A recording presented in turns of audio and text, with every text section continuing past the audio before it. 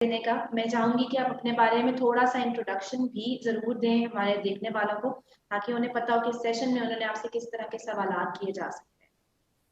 अच्छा, सबसे पहले बहुत शुक्रिया इनवाइट करने का और इस सेशन को अरेंज करने का। मेरा नाम डॉक्टर अमजद अली है और मैं ऑन्कोप्लास्टिक ब्रेस्ट सर्जन हूँ। मैंने अपनी सारी सर्जिकल ट्रेनिंग यूके से हासिल की है। I am fellow of royal college of surgeons Edinburgh. वहाँ से ऑन्कोप्लास्टिक ब्रेस्ट सर्जरी में फेलोशिप की है और मैं 3 साल पहले पाकिस्तान वापस आया हूँ और पिछले 3 साल से मैं पेशावर में काम कर रहा हूँ।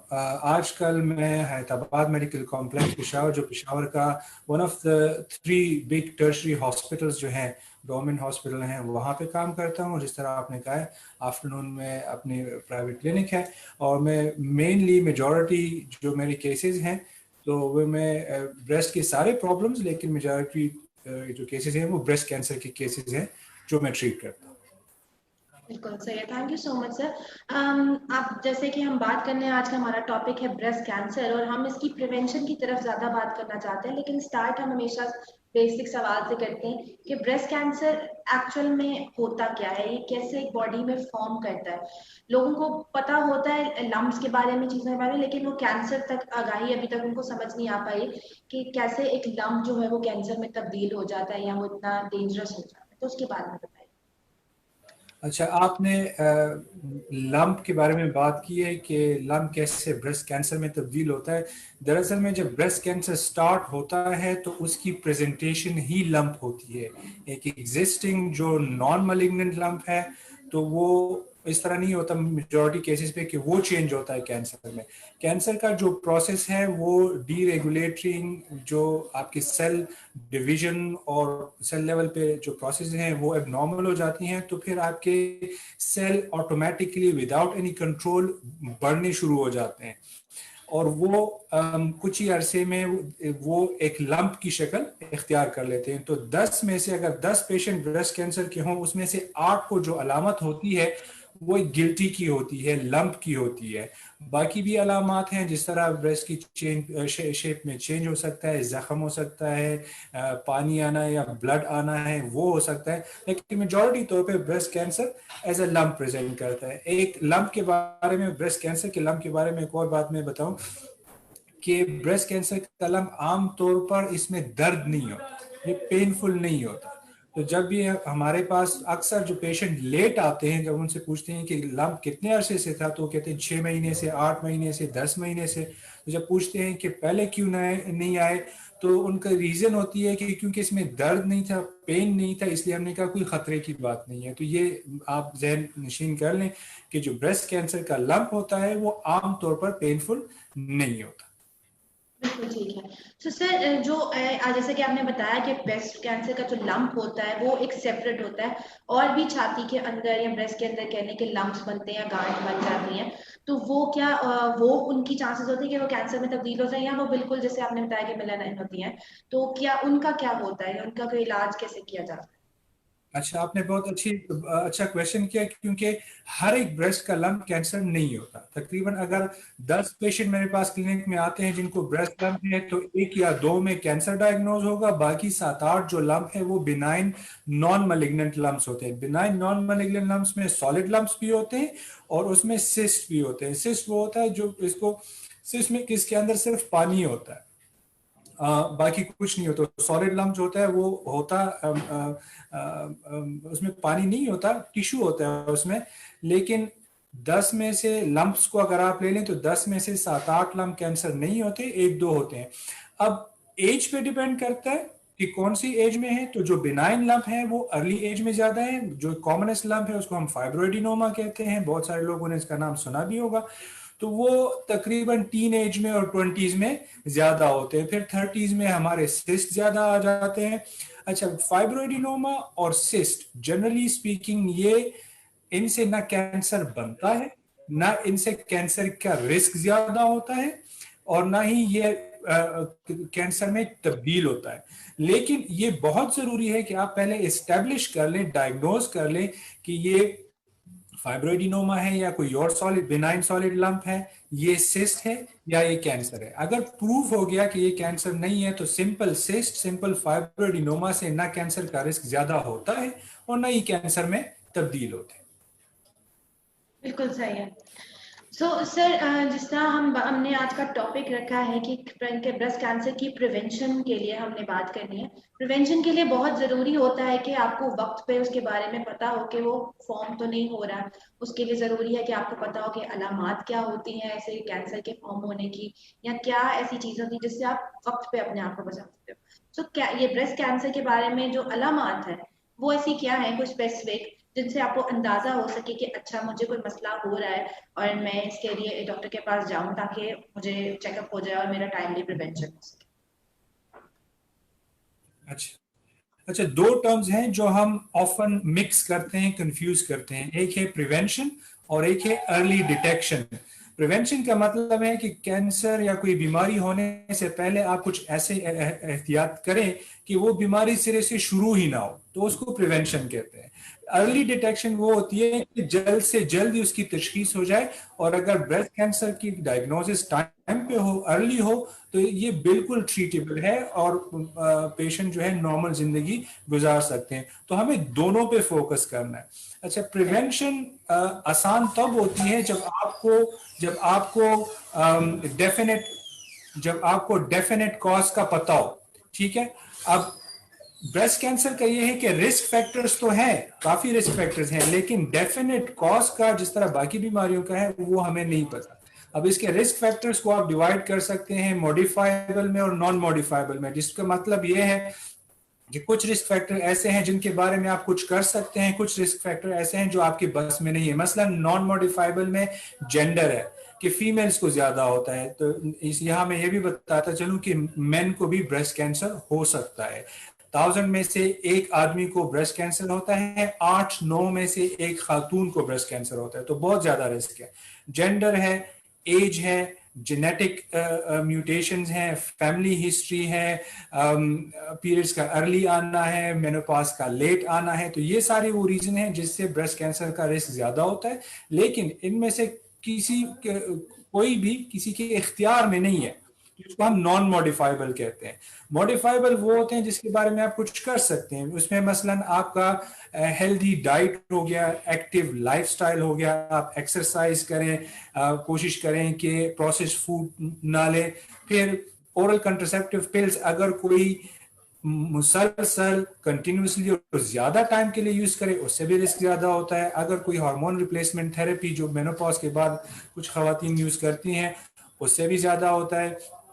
फिर एज एट फर्स्ट बेबी, तो जिन खवातीन का बेबी लेट स्टेज में होता है, तो जितना लेट होता है तो उतना ही रिस्क उसके साथ थोड़ा ज्यादा होता है। अर्ली फर्स्ट बेबी के साथ ब्रेस्ट कैंसर का रिस्क कम होता है, और इसी तरह ब्रेस्ट फीडिंग से ब्रेस्ट कैंसर का रिस्क कम होता है। एक साल मुसलसल 12 मंथ्स ब्रेस्ट फीडिंग से एस्टिमेटेड 4.3% ब्रेस्ट कैंसर का रिस्क कम होता है। इसी तरह vitamin D deficiency recently prove हुई है, तो विटामिन डी डेफिशिएंसी से भी थोड़ा रिस्क ज्यादा हो सकता है। तो ये वो चीजें हैं कि इनके एहतियात करने से हम अपने रिस्क को कम कर सकते हैं, लेकिन गारंटी के साथ प्रिवेंट नहीं कर सकते, क्योंकि मेजॉरिटी 60-70% पेशेंट्स को जो कैंसर होता है तो उनमें कोई खास रिस्क फैक्टर नहीं होता। तो ये बात नहीं है कि अगर आप इनको फॉलो करें या इनसे अपने आप को बचाएं तो फिर गारंटी है कि आपको नहीं होगा। फिर भी हो सकता है, किसी को भी हो सकता है, लेकिन इन चीजों से आप अपना रिस्क कम कर सकते हैं। ये हो गया,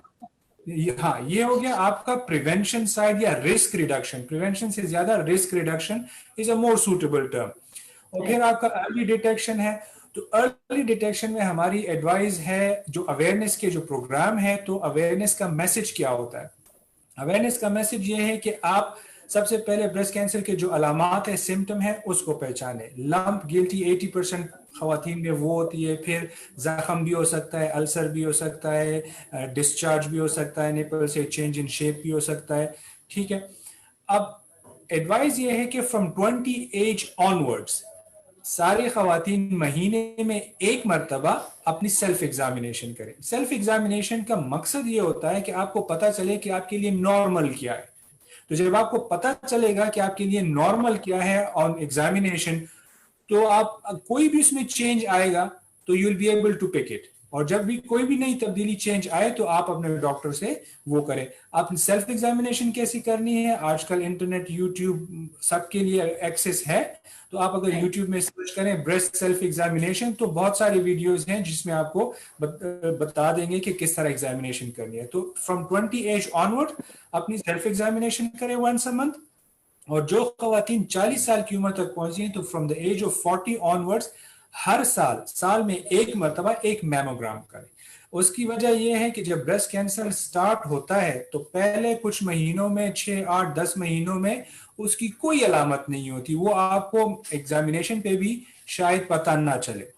तो ऐसी सिचुएशन में सबसे अर्ली डायग्नोसिस का सबसे बेहतरीन तरीका जो है वो एक मैमोग्राम है, और वो 40 साल से ज्यादा खवातीन साल में एक मैमोग्राम का है। ये अगर हम करेंगे तो इससे हम चांसेस ज्यादा है कि अगर किसी को हो भी तो वो हम अर्ली डायग्नोज करें। और अर्ली डायग्नोसिस जिस तरह डिफरेंट लाइंस हैं, स्लोगन्स हैं, तो अर्ली डिटेक्शन सेव्स लाइव्स। तो अगर ब्रेस्ट कैंसर की डिटेक्शन अर्ली स्टेज पे हो तो उसका इलाज बिल्कुल मुमकिन। तो हमने जिस बात की, हम जिस बात काफ़ी देर हमें सुनने में आती है कि जो ब्रेस्ट कैंसर होते हैं उसका जो मेजर कॉज होता है वो होते हैं जीन्स। जेनेटिकली आपको सबसे ज़्यादा ब्रेस्ट कैंसर जो है वो आपको तंग करेगा। उसके अलावा क्या सारे ऐसे कॉजेज होते हैं, जिससे हमने रिस्क रिडक्शन की बात की, तो इन यही चीज़ें हैं जो आपको मतलब बचा सकती हैं कि आप ना करें या आप इनका ख्याल रखें तो आप उन वजूहात से बच सकें और आपका रिस्क जो है ब्रेस्ट कैंसर का वो ख़त्म हो सके। सबसे पहले तो ये है कि जो एवरेज रिस्क है of developing breast cancer in a population, average risk तो वो है अराउंड 12%, 12.5%। वो हर एक का है अगर आप पूरी कम्युनिटी पे डिवाइड करते हैं। लेकिन इससे हर एक इंडिविजुअल का रिस्क इससे कम भी हो सकता है, इससे ज्यादा भी हो सकता है, ठीक है। तो अगर किसी की फैमिली हिस्ट्री है ब्रेस्ट कैंसर की या ओवेरियन कैंसर की तो उनका रिस्क नेचुरली ज्यादा होगा। जो रिस्क फैक्टर हमने अभी लिस्ट किए हैं, जितने रिस्क फैक्टर किसी में ज्यादा होंगे तो उनको ब्रेस्ट कैंसर डेवलप होने का चांस उतना ही ज्यादा होगा। तो उसमें कोशिश करनी चाहिए कि उसको कम करें। अब ये बात जहन में रख लेनी चाहिए कि अगर किसी के 3, 4, 5 रिस्क फैक्टर्स हैं फिर भी जरूरी नहीं कि उसको कैंसर होगा। या अगर किसी के 0 रिस्क फैक्टर्स जो जो जो हम मॉडिफाइबल वाले हैं, जो प्रिवेंटेबल वाले हैं, उसमें से अगर आपका एक भी रिस्क फैक्टर नहीं है तो फिर भी हो सकता है, ठीक है। तकरीबन 60 to 70% जो कैंसर होते हैं वो ऐसे लोगों में होते हैं जिनका अपेरेंटली कोई रिस्क फैक्टर नहीं होता।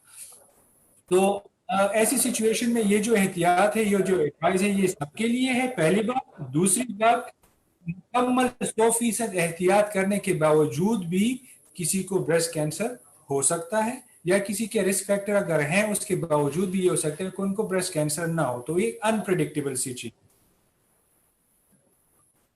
बिल्कुल सही है। सर, ब्रेस्ट कैंसर की जब हम बात करते हैं, अब हम थोड़ा सा बात कर लेते हैं इसकी ट्रीटमेंट या इलाज के बारे में।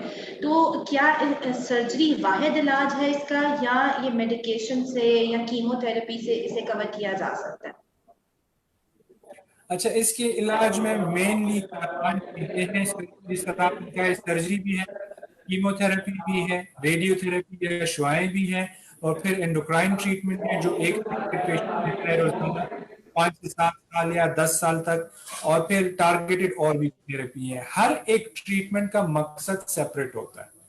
सारे पेशेंट्स को ये सारी ट्रीटमेंट्स नहीं चाहिए होती हैं, और सारे पेशेंट्स को एक ही ऑर्डर में भी नहीं चाहिए होती है, क्योंकि ब्रेस्ट कैंसर एक टाइप का नहीं होता, मुख्तलिफ टाइप के ब्रेस्ट कैंसर हैं, पहली बात। और दूसरी बात, इस पे भी डिपेंड करता है कि पेशेंट कौन से स्टेज में आया है।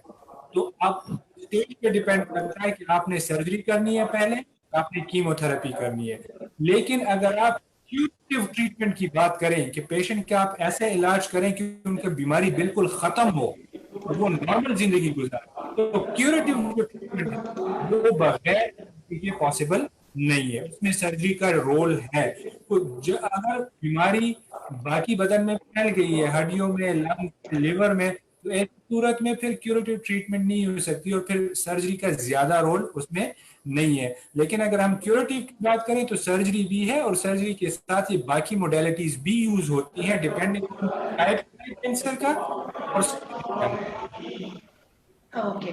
सो सर, एक चीज जो बहुत ज्यादा लेडीज को कंसर्न होता है जब वो ट्रीटमेंट करा रही होती हैं ब्रेस्ट कैंसर का, कि रिमूवल, कि ब्रेस्ट बिल्कुल खत्म तो नहीं हो जाएगी या बिल्कुल रिमूव तो नहीं कर जाएगी, या उसका क्या सिचुएशन होगी आफ्टर द ट्रीटमेंट।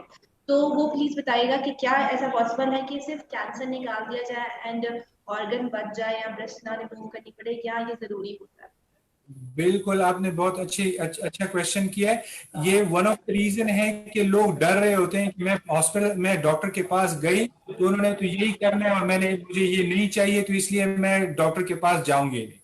अच्छा, पहली बात तो ये है कि ये बिल्कुल पॉसिबल है कि हम सिर्फ लंप और सिर्फ कैंसर को निकाल के ब्रेस्ट को बचाएं, और बेहतरीन कॉस्मेटिक अपीयरेंस जिसमें पता ही ना चले कि बंदे का ऑपरेशन हुआ है कि नहीं हुआ। उसके लिए बहुत जरूरी है कि हम टाइम पे डायग्नोसिस करें, क्योंकि हमने लंप को तो पहला एम तो ये है कि हम पूरे लंप को, पूरे कैंसर को निकाल दें। तो अगर लंप छोटा होगा तो ये पॉसिबल होगा। अगर लंप ब्रेस्ट के साइज के कंपैरिजन में काफी बड़ा है, 5, 6, 7 सेंटीमीटर का लंप है जिसने तकरीबन सारे ब्रेस्ट को कवर किया हुआ, तो ऐसी सिचुएशन में फिर पॉसिबल नहीं होता। ऐसी सिचुएशन में भी एक और ऑप्शन अवेलेबल है जिसको हम कहते हैं ब्रेस्ट रिकंस्ट्रक्शन। तो ब्रेस्ट रिकंस्ट्रक्शन में हम ये करते हैं कि वो पेशेंट जिनमें हमें ब्रेस्ट हटाना होता है, तो उसमें at the time of primary surgery या फिर अगर सारी ट्रीटमेंट खत्म हो जाए उसके बाद हम रिकंस्ट्रक्शन कर सकते हैं, या अपना ही टिश्यू यूज करके या ब्रेस्ट इम्प्लांट यूज करके हम दोबारा ब्रेस्ट की शक्ल बना सकते हैं। अब वो फंक्शनली वैसे तो ब्रेस्ट नहीं होता है कि ब्रेस्ट फीडिंग भी हो और वो हो, लेकिन कॉस्मेटिकली अगर कोई कपड़े पहन के हो तो उसमें पता फिर नहीं चलता कि इस पेशेंट का ऑपरेशन हुआ है, एक साइड पे ब्रेस्ट है या नहीं है। तो वो पेशेंट जिनको ब्रेस्ट हटाने के अलावा कोई ऑप्शन है नहीं, उनके लिए ऑप्शन ये है कि हम उनकी ब्रेस्ट रिकंस्ट्रक्शन करें, और ये हम ऑफर कर रहे हैं, अवेलेबल है। तो अगर कोई इंटरेस्टेड है तो ये उनको अपने डॉक्टर से जरूर पूछना चाहिए कि ब्रेस्ट रिकंस्ट्रक्शन ऑप्शन है या नहीं। बिल्कुल सही है। सो सर, लास्ट सवाल है मेरा, वो ये है कि लाइफस्टाइल आपका, फॉर एग्जांपल दोनों तरह से इस लाइफस्टाइल को हम डिस्कस करना चाहेंगे कि एक तो ये कि आपका कैसा लाइफस्टाइल हो, कि आप कैसी डाइट हो या कैसी लाइफस्टाइल हो कि आपको ब्रेस्ट कैंसर हो ही ना, लेकिन अगर हो गया है और आपने ट्रीटमेंट करवा लिया है, आपने सर्जरी करवा ली है, तो उसके बाद आफ्टर केयर में कैसा लाइफस्टाइल हो ताकि आप एक अच्छी नॉर्मल हेल्दी जिंदगी गुजार सकें।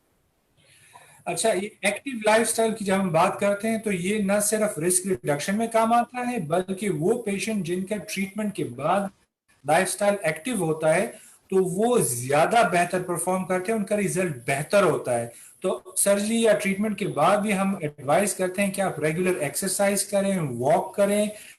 हेल्दी डाइट का मतलब ये है कि आप फ्रेश चीजें खाएं, प्रोसेस जो डाइट है, प्रोसेस चीजें जो मार्केट में आम अवेलेबल हैं जिसमें प्रिजर्वेटिव्स और वो सारी चीजें हैं, उनका इस्तेमाल थोड़ा कम करें, और हेल्दी नेचुरल ऑर्गेनिक चीजें खाएं और एक्सरसाइज और एक्टिव रहें, इर्रिस्पेक्टिव के वेट कितना है। वेट भी एक इशू है कि जिनका वेट थोड़ा ज्यादा होता है तो उनका रिस्क थोड़ा ज्यादा होता है, लेकिन इर्रिस्पेक्टिव और किसी का वेट ज्यादा भी है और वो स्टिल दे आर एक्टिव, तो फिर भी उनका रिस्क भी कम होता है और फिर उसके बाद ट्रीटमेंट के बाद उनका आउटकम भी बेहतर होता है। सही है सर। आपके इस सवाल से एक और सवाल जो मुझे अक्सर सुनने में आया है, तो मैंने कहा वो मैं आपसे पूछ लूं कि क्या ब्रेस्ट के साइज से कोई फर्क पड़ता है? कि आई डोंट नो ये मिथ है या कि किसी का ब्रेस्ट साइज अगर बड़ा है तो उसे चांसेस है कि उसे ब्रेस्ट कैंसर हो जाएंगे, या कम है तो हो जाएंगे। इसके बारे में बताइएगा कि इस does size matter in this situation? अच्छा, अब इसके इसके ये है कि ब्रेस्ट कैंसर जब होता है तो ब्रेस्ट में दो टाइप के टिश्यू होते हैं। एक होता है फैटी टिश्यू जिसको फैट्स कहते हैं, और दूसरा होता है वो पेरेन्काइमा या जो फंक्शनल टिश्यू है जिसमें मिल्क बनता है।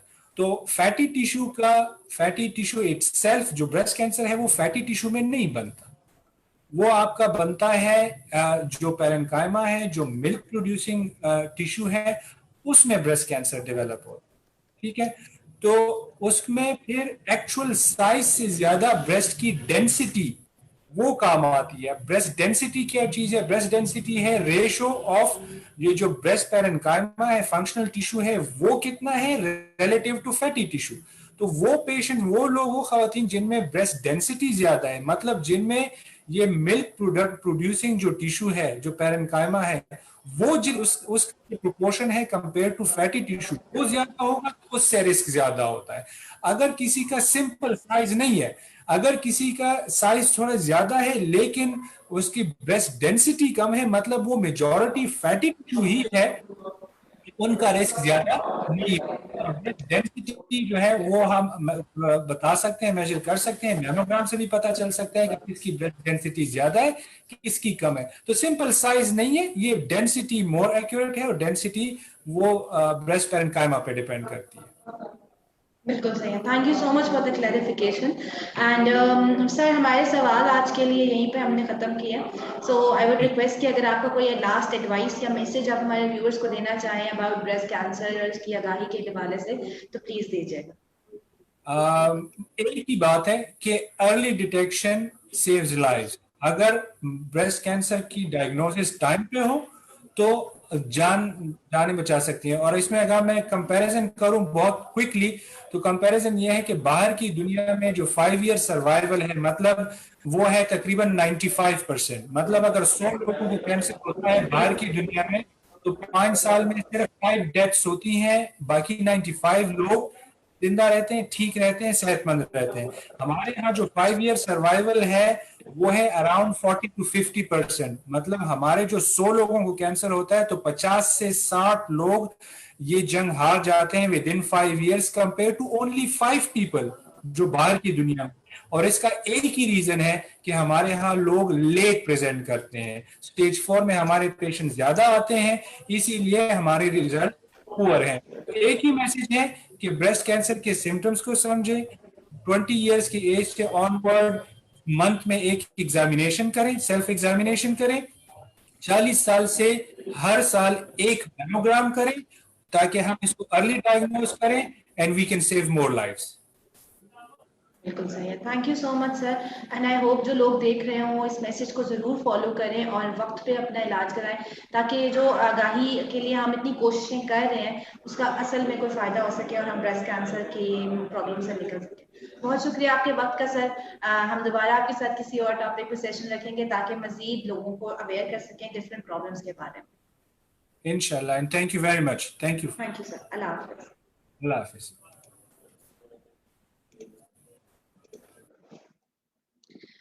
आज का लाइव सेशन यहीं पे एंड करते हैं। ब्रेस्ट कैंसर का महीना जो है अक्टूबर जो है ब्रेस्ट कैंसर के महीने के तौर पे उसकी आगाही के लिए मनाया जाता है।